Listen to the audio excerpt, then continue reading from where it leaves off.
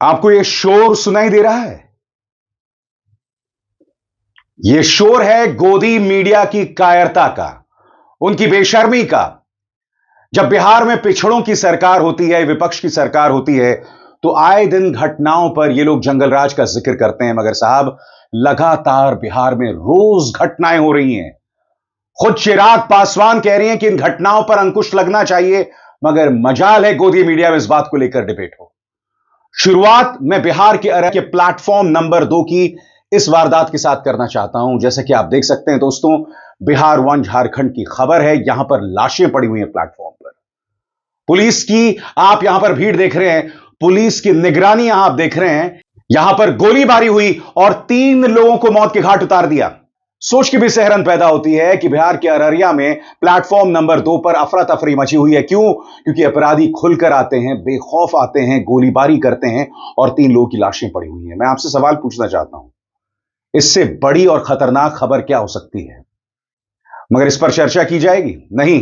बिहार की जनता को भी औरंगजेब और हिंदू मुस्लिम के मुद्दों में उलझाकर रखा जाएगा। और यह अपवाद नहीं है। एक और घटना आपके स्क्रीन पर यह देखिए।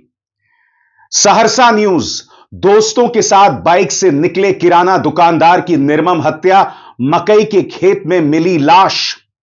आए दिन ऐसा हो रहा है, मगर मैं आपसे सवाल पूछना चाहता हूं, आप इसकी चर्चा कहां सुनते हैं बताइए? बिहार तो हिंदी हार्टलैंड में आता है ना। कायदे से हिंदी न्यूज चैनल्स को इन घटनाओं की चर्चा करनी चाहिए। और मैं जानता हूं आप लोगों के जहन में एक सवाल होगा कि भाई 2 ही तो घटनाएं हुई हैं। मैं जानता हूं ऐसे लोग होंगे। हालांकि एक व्यापारी की इस तरह से मकई के खेत में लाश मिलना और बिहार के अररिया के प्लेटफॉर्म नंबर 2 पर इस तरह से 3 लाशों का पड़ा रहना, प्लेटफॉर्म में खुलकर अपराधियों का गोलीबारी करना, यह अपने आप में सिहरन पैदा करने वाली दास्तान है। मगर आप में से जो लोग यह कह रहे हैं ना कि सिर्फ 2 ही घटनाएं, नहीं साहब। अब मैं आपके सामने पूरी फहरिस्त पेश करना चाहता हूं। और दिलचस्प बात यह है दोस्तों, ये जो जानकारी मैं आप तक पहुंचा रहा हूं, अडानी के न्यूज चैनल एनडीटीवी के जरिए पहुंचा रहा हूं। और क्यों पहुंचा रहा हूं? इसलिए पहुंचा रहा हूं कि आप में से कुछ लोग मेरी इन बातों पर अविश्वास न करें। हालांकि मेरे पास अन्य कई स्रोत हैं यह खबर आप तक पहुंचाने के लिए, मगर मैं जानबूझकर एनडीटीवी की इस खबर का हवाला दे रहा हूं। ठीक है? यानी कि एनडीटीवी अपने वेबसाइट में खबर डाल सकता है, मगर साहब मजाल है इस पर डिबेट किया जाए। मजाल है उनकी पापा की परियां इस मुद्दे पर चर्चा करें। सबसे पहले मैं आपको बतलाना चाहता हूं, पिछले 11 दिनों में 11 बड़ी वारदातें। इसके अलावा एक और शॉकिंग खबर यह भी आई है कि एक एनआरआई, विदेशों में बसा एक बिहारी बिहार आता है, उसे मौत के घाट उतार दिया जाता है। सबसे पहले 11 दिन 11 वारदातें आपकी स्क्रीन पर। 12 मार्च को अररिया में पुलिस टीम पर हमला हुआ, एक एएसआई की मौत। लगातार पुलिस वालों को मारा जा रहा है। उसके बाद 14 मार्च मुंगेर में विवाद सुलझाने गई पुलिस टीम पर हमला, एक एएसआई की मौत। 14 मार्च को ही समस्तीपुर में पुलिस टीम पर ग्रामीणों ने पथराव किया। 15 मार्च को भागलपुर में पुलिस टीम पर हमला, 5 पुलिसकर्मी घायल। 16 मार्च को बिहार के मनेर में नशे में धुत लोगों का पुलिस पर हमला। 16 मार्च को ही नवादा के रजौली थाने में पुलिस पर पथराव। 21 मार्च वैशाली में एक एनआरआई की गोली मारकर हत्या और 21 मार्च को ही पटना के मनेर में पुलिस टीम पर फायरिंग। 22 मार्च की इस घटना पर गौर कीजिए दोस्तों, अररिया में एसटीएफ टीम पर फायरिंग, 5 जवान घायल। और उसी दिन यानी 22 मार्च को ही पटना में अस्पताल में डायरेक्टर की गोली मारकर हत्या। रोज एक वारदात हो रही है साहब। मैं आपके सामने बाकायदा तस्वीरों के जरिए पेश कर रहा हूं। और यही मुद्दा तेजस्वी यादव ने विधानसभा में उठाया था। मैं फिर इस देश की गोदी मीडिया से सवाल पूछना चाहता हूं, कायदे से इस मुद्दे पर आपको डिबेट करना चाहिए क्योंकि आंकड़े हमारे सामने हैं। कायदे से आपको इस मुद्दे पर डिबेट करना चाहिए क्योंकि खुद तेजस्वी यादव बिहार विधानसभा के अंदर इन तमाम हत्याओं को लेकर आपके सामने तस्वीर पेश कर रहे हैं। मगर साहब मजाल है उनके इन बयानों का ब्लैकआउट किया जा रहा है। मैं समझना चाहता हूं क्यों। सुनिए क्या कहा था उन्होंने बिहार विधानसभा में। अपराध की खबरों से अखबारों का रंग लाल और सरकार का मुंह काला हुआ पड़ा है महोदय। एनसीआरबी का आंकड़ा देखे तो 2005 के अनुसार के बाद 20 साल में 65,000 से अधिक हत्याएं हुई। 20 साल का इनका शासन का 65,000 से ज्यादा हत्याएं हुई हैं। 25,000 रेप हुआ है, 1 लाख किडनैपिंग हुई है, 3 लाख चोरियां हुई हैं महोदय। ये स्थिति अपराध की है। और पिछले साल कम्युनल वायलेंस में बिहार देश में दूसरे नंबर पे रहा महाराष्ट्र के बाद। ये आंकड़े हैं महोदय एनसीआरबी का। और बिहार पुलिस की तो ऐसी स्थिति हो गई है कि अपराध इतना बढ़ गया कि अपना जो वेबसाइट है biharpolice.nic.in उसमें अपलोड ही नहीं कर रही है डाटा। कई सालों से डेटा अपलोड नहीं कर रही है। क्या चीज का डर है? ताकि भेद खुल जाएगा क्या? लेकिन अध्यक्ष महोदय, ये सारा डेटा हम लोग जो है कंपाइल करके रखे हुए हैं महोदय। और माननीय नीतीश कुमार जी हां, कहीं पर राष्ट्रगान बज रहा होता है तो वो बात करने लगते हैं, उन्हें होश ही नहीं है वो क्या कर रहे हैं। इसके अलावा एक और मिसाल आई है कि बिहार का जो अपना गाना है वो बज रहा होता है, मगर उससे पहले ही नीतीश कुमार जो है मंच छोड़कर चल देते हैं। अधिकारी उनके पीछे भागते रहते हैं मगर उन्हें कोई होश नहीं है। कभी वो रविशंकर प्रसाद के पैर पड़ते हैं, कभी वो किसी अधिकारी के पैर पड़ते हैं। ये हो क्या रहा है? और सबसे बड़ी बात, आए दिन विधानसभा के अंदर कभी महिलाओं का अपमान करते हैं और विधान परिषद के अंदर लगातार राबड़ी देवी का अपमान कर रहे हैं। ये दूसरी या तीसरी बार है। और ये देखिए किस तरह से तेजस्वी यादव के सब्र का इम्तिहान लिया जा रहा है। उनकी मां का बार बार अपमान नीतीश कुमार कर रहे हैं। फिर से देखिए, भाषा देखिए, तोहरा हस्बैंड का है क्या? ये क्या तरीका है बात करने का? अपनी मां के अपमान पर बिहार के मुख्यमंत्री नीतीश कुमार को पूरा सम्मान देते हुए तेजस्वी यादव लिखते हैं, आदरणीय मुख्यमंत्री श्री नीतीश कुमार जी द्वारा बार बार पूर्व मुख्यमंत्री श्रीमती राबड़ी देवी का भरे सदन में अपमान करना अत्यंत निंदनीय है। बिहार की भूमि माता सीता की जननी है। बिहार का मुखिया ही जब महिलाओं के लिए तू तड़ाक की भाषा का प्रयोग करेगा तो बिहार का इससे बड़ा दुर्भाग्य क्या होगा। राबड़ी देवी जी बिहार के महिला सशक्तिकरण का एक जीवंत हस्ताक्षर हैं। बिहार की हर महिला में वो आशा, विश्वास और उत्साह जगाती हैं कि केवल पुरुष ही नहीं बल्कि यहां की नारी भी इतनी शक्तिशाली है जो अन्याय के खिलाफ जीवन पर्यंत डटकर लड़ सकती है, अपने परिवार को संभाल सकती है और पूरे बिहार की समृद्धि में योगदान दे सकती है। मुख्यमंत्री की ऐसी आपत्तिजनक भाषा, दुर्व्यवहार, अशिष्ट आचरण और अपमान नारी शक्ति का घोर अपमान है तथा महिलाओं को दोयम समझने वाली पुरुषवादी मानसिकता का भी परिचायक है। नीतीश कुमार जी को अपने इस आचरण, इस टिप्पणी के लिए तुरंत प्रभाव से बिहार की महिलाओं से माफी मांगनी चाहिए। इतनी बड़ी खबर। सबसे बड़ी बात, मीडिया को तो इसी मुद्दे पर डिबेट करना चाहिए कि नीतीश कुमार का होश कहां है इस वक्त, वो कहां गुम हैं, क्यों वो राष्ट्रगान के समय बात करने लगते हैं, क्यों जब राष्ट्रगान बज रहा होता है तो मन छोड़कर चले जाते हैं, क्यों वो आए दिन महिलाओं का अपमान कर रहे हैं। आपको याद होगा जब वो तेजस्वी यादव के साथ थे, जब Tejashwi Yadav deputy chief minister थे, तब उन्होंने रिप्रोडक्शन हेल्थ के बारे में, महिलाओं के बारे में एक बात कही थी। हालांकि जो उन्होंने कहा था वो कुछ गलत नहीं था, मगर उनका जो अंदाज़े बयां था वो बहुत ही ज्यादा क्रूड था। उस पर मैं नहीं भूला हूं, तमाम पापा की परियों का खून खौल गया था कि ये मेरे मुख्यमंत्री हैं, इस तरह की बातें की जा रही थी। मगर आज आए दिन ये व्यक्ति न जाने क्या क्या बोलते रहते हैं, मगर मजाल है इस पर कोई चर्चा हो। मैंने आपको जिक्र किया है कि एनआरआई की हत्या हो गई। इस तरह से अंतर्राष्ट्रीय तौर पर बिहार अपनी छाप छोड़ रहा है। खबर क्या है आपकी स्क्रीन पर। अमेरिका से लौटे एक एनआरआई की सिर्फ इसलिए गोली मारकर हत्या कर दी गई क्योंकि उसने चेन छीने जाने का विरोध किया था। पुलिस ने मृतक की पहचान राहुल आनंद के रूप में की है। यह घटना शुक्रवार सुबह हाजीपुर जंदाहा राजमार्ग पर राजा पाकर थाने के उफरौली डेली पुल के पास हुई थी। जिस समय घटना हुई उस दौरान राहुल आनंद अपनी मां के साथ बाइक से गांव लौट रहे थे। तभी बाइक सवार बदमाशों ने उनकी चेन छीनने की कोशिश की। जब राहुल आनंद ने विरोध किया तो आरोपियों ने उनके कमर में गोली मार दी। बाद में राहुल की इलाज के दौरान मृत्यु हो गई। यह सब हुआ राहुल की मां की आंखों के सामने। कुछ दिनों के लिए बेटा लौटा होगा, एनआरआई है बेटा, बाहर नौकरी करता है, जाहिर सी बात है जो कमाता है अपने परिवार में भेजता है। मां बाप को राहुल पर गर्व होगा। अपनी मां को ले जा रहा था, उसकी चेन छीनी गई, उसने सिर्फ विरोध किया और उसे गोली मार दी गई। क्या अब भी आपका दिल नहीं पसीज रहा है? क्या अब भी इसकी चर्चा नहीं की जानी चाहिए? बताइए। मैं दावे के साथ कह सकता हूं दोस्तों, और आप कमेंट सेक्शन में देखिएगा, कई निर्लज्ज आ जाएंगे जो मुझे ही गाली दे रहे होंगे। मैं आपसे पूछना चाहता हूं, 11 दिनों में 11 वारदातें, आए दिन रोज पुलिस पर हमला हो रहा है, नीतीश कुमार को कोई होश नहीं है। क्या इसकी चर्चा की जानी चाहिए या नहीं की जानी चाहिए? बताइए मुझे।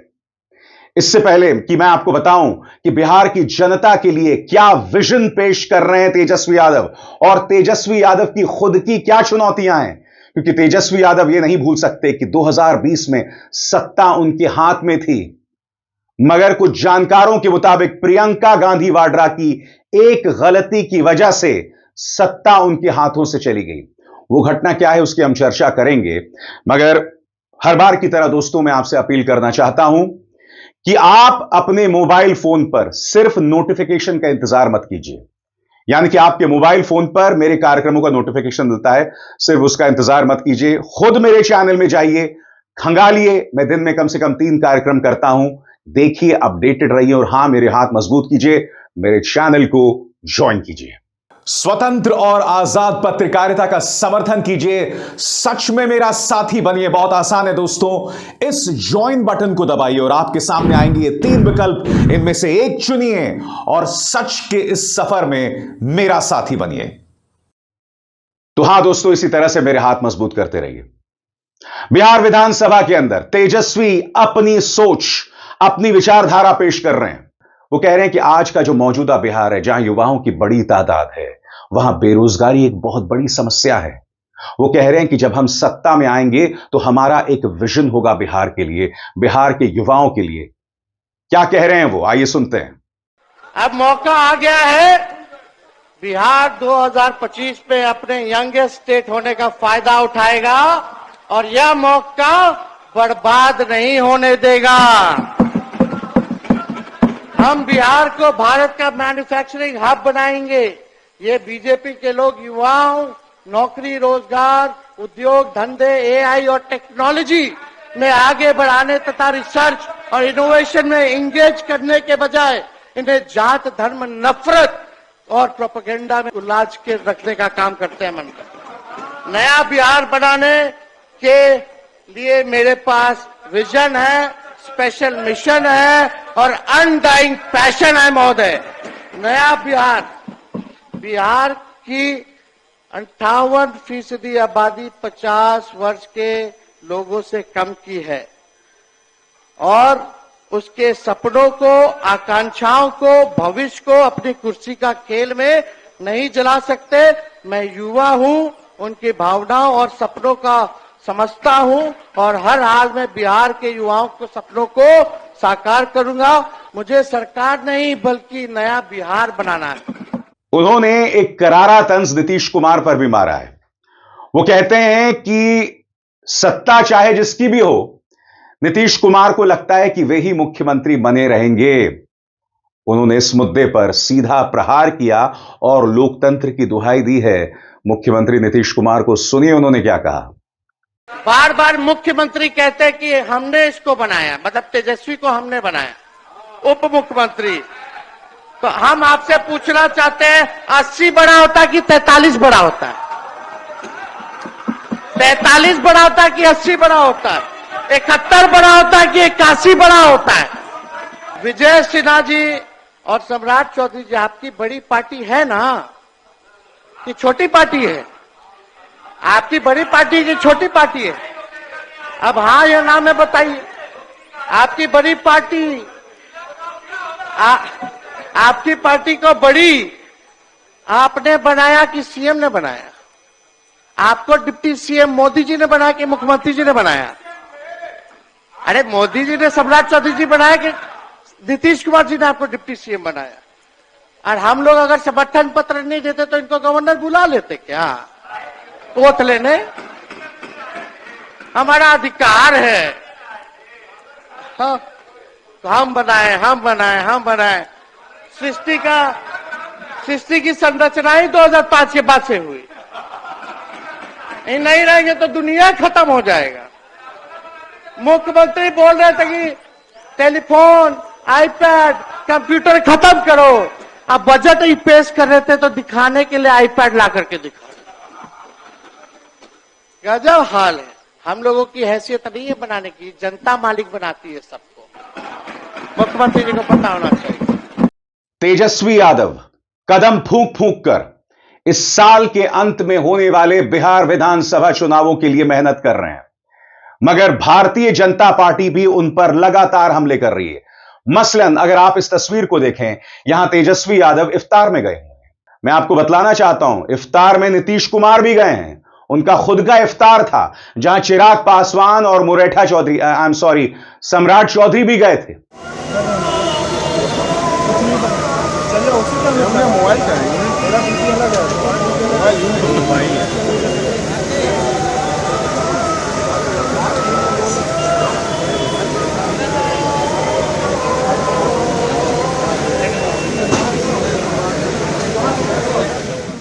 ये सब लोग गए थे, मगर तेजस्वी यादव जब इफ्तार में जाते हैं तो उन पर प्रहार किया जाता है।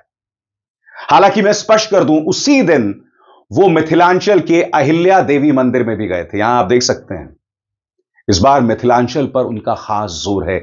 याद कीजिएगा दोस्तों, पिछली बार जब 2020 में चुनाव हुए थे तो मिथिलांचल जो है वो आरजेडी और कांग्रेस का गढ़ माना जा रहा था, मगर बमुश्किल उन्हें 5 सीटें मिली। क्यों? क्योंकि उसमें प्रियंका गांधी वाड्रा ने एक बहुत बड़ी गलती कर दी थी। क्योंकि जाले विधानसभा सीट से इस व्यक्ति मशकूर उस्मानी को उतारा गया था। तेजस्वी यादव किसी और को जाले से मैदान में उतारना चाहते थे। किसे उतारना चाहते थे? वो उतारना चाहते थे ऋषि मिश्रा को, मगर मशकूर उस्मानी को उतारा जाता है। क्यों? क्योंकि प्रियंका गांधी वाड्रा जिद करने लगती हैं। और प्रियंका गांधी वाड्रा ने क्यों जिद की? उनके जो पूर्व सचिव हैं, मैं नहीं जानता हूं इस वक्त सचिव हैं कि नहीं, संदीप सिंह वो शख्स हैं जिनसे उत्तर प्रदेश के अंदर जो कांग्रेस के नेता हैं वो शिकायत करते रहते हैं। बिहार के अंदर उन्हीं के चलते मशकूर उस्मानी को मैदान में उतारा गया था।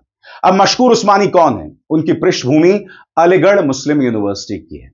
आपको याद होगा, अलीगढ़ मुस्लिम यूनिवर्सिटी में जिन्ना की तस्वीर को लेकर विवाद हुआ था और उस विवाद से मशहूर उस्मानी का नाम जुड़ गया और उन्हें फिर जाले विधानसभा में सीट दी जाती है संदीप सिंह और प्रियंका गांधी वाड्रा की जिद की वजह से।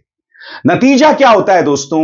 भारतीय जनता पार्टी पूरे मिथिलांचल में चुनाव का ध्रुवीकरण कर देती है। इसका असर सिर्फ जाले विधानसभा सीट पर नहीं पड़ता, कई अन्य सीटों पर इसका असर पड़ता है। सबसे बड़ी बात, आरजेडी के मुस्लिम नेता अब्दुल बारी सिद्दीकी ये चुनाव हार जाते हैं। क्यों? क्योंकि मशहूर उस्मानी के कदम रखने से आसपास की तमाम सीटें जो है वो कांग्रेस और आरजेडी हार जाती है और मिथिलांचल में कांग्रेस अपना खाता भी नहीं खोल पाती है। आपको याद है, मैंने कई बार अपने कार्यक्रमों में कहा है कि कांग्रेस को, खासतौर से जहां वो गठबंधन में चुनाव लड़ रही है, अपने क्षेत्रीय दलों की सुननी चाहिए, चाहे वो उत्तर प्रदेश हो चाहे वो बिहार है। मगर कांग्रेस के नेताओं में ना जबरदस्त अहंकार है। ये लोग अक्सर अपने क्षेत्रीय दलों की नहीं सुनते हैं और उसकी कीमत चुकाते हैं। उल्टा जिन राज्यों में कांग्रेस मजबूती में है वहां पर वो क्षेत्रीय दलों को कोई तरजीह नहीं देती। और हमारे सामने 2 मिसालें हैं। हरियाणा के अंदर आपको याद है दीपेंद्र हुड्डा ने क्या कहा था समाजवादी पार्टी के बारे में, और फिर याद कीजिए जब मध्य प्रदेश में चुनाव हुए थे, जब यह कहा जा रहा था कि भाई कांग्रेस चुनाव जीत जाएगी, आपको याद है कमलनाथ का अहंकार, इन्होंने क्या कहा था अखिलेश के बारे में कि भाई ये अखिलेश कौन है? तो ये है इनका अहंकार। और जिन राज्यों में ये जूनियर दल के तौर पर लड़ते हैं ना, वहां पर भी इनका अहंकार जो है वो खत्म होने का नाम नहीं लेता है। और नतीजा आपके सामने, पिछली बार हाथ में जो सत्ता आ रही थी, क्योंकि अगर मशकूर उस्मानी की जगह ऋषि मिश्रा को उतारा जाता तो शायद ध्रुवीकरण नहीं होता। मैं आपको बतलाना चाहता हूं खुद एनडीटीवी ने इस बारे में क्या लिखा है। मशकूर अहमद उस्मानी पर अलीगढ़ मुस्लिम यूनिवर्सिटी के छात्र संघ अध्यक्ष रहते हुए जिन्ना की तस्वीर को कमरे के अंदर लगाने का आरोप लगाया गया था। उस समय जिन्ना का महिमा मंडन करने के लिए काफी बवाल भी हुआ था। वे 2017 में एएमयू छात्र संघ के अध्यक्ष चुने गए थे उस्मानी के चुनावी मैदान में उतरते ही चुनाव हिंदू बनाम मुस्लिम का हो गया था। दरभंगा, मधुबनी, पूर्णिया से लेकर सुपौल जिले तक महागठबंधन के उम्मीदवारों की बैंड बज गई थी। आरजेडी के प्रदेश अध्यक्ष अब्दुल बारी सिद्दीकी तक अपनी सीट नहीं बचा पाए।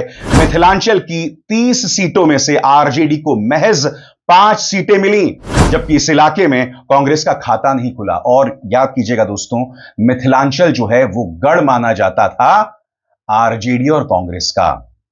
और इसके अलावा सीमांचल में नुकसान पहुंचाया ओवैसी ने। हालांकि उनके जितने भी विधायक जीते हैं अब वो आरजेडी में आ गए हैं। तो इस तरह से नुकसान हुआ था तेजस्वी यादव को। इस बार तेजस्वी फूंक फूंक कर कदम रख रहे हैं। वो जानते हैं उनके सामने चुनौती बहुत मुश्किल है, मगर वो कोशिश कर रहे हैं। वो लगातार कोशिश कर रहे हैं कि मिथिलांचल के अंदर एक बार फिर हिंदू मुस्लिम ना हो, एक बार फिर माहौल जो है वो ना बिगड़ जाए। भारतीय जनता पार्टी कोशिश कर रही है। वो इफ्तार जाते हैं, उसको लेकर बवाल किया जाता है। हालांकि इफ्तार खुद नीतीश कुमार करते हैं, सम्राट चौधरी जाते हैं, चिराग पासवान जाते हैं, इसकी कोई चर्चा नहीं करता है। मगर हां, तेजस्वी यादव जब इफ्तार में जाते हैं तो उस पर बवाल किया जाता है। बिहार का चुनावी गणित बहुत मुश्किल है। तेजस्वी की जो चढ़ाई है वो बहुत ही ज्यादा मुश्किल है, मगर मुकाबले में तभी तो मजा आता है। अविसार शर्मा को दीजिए इजाजत। नमस्कार।